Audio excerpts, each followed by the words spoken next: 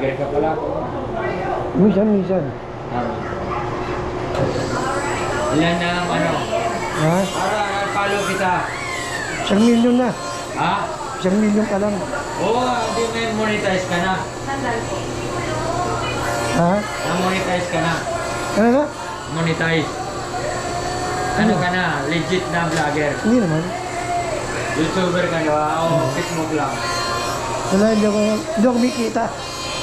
Ako pa nagbibigay. Namimigay ka ba? Oo. Dapat kami nabigyan. Para i-follow ka namin. Okay ka, bilang na pindot. Makikita nyo yan. Yung repair. Repair? Oo. Bigyan mo kay Arlene. Ito yung vlogger ko. Ninipisan pa yan, madam.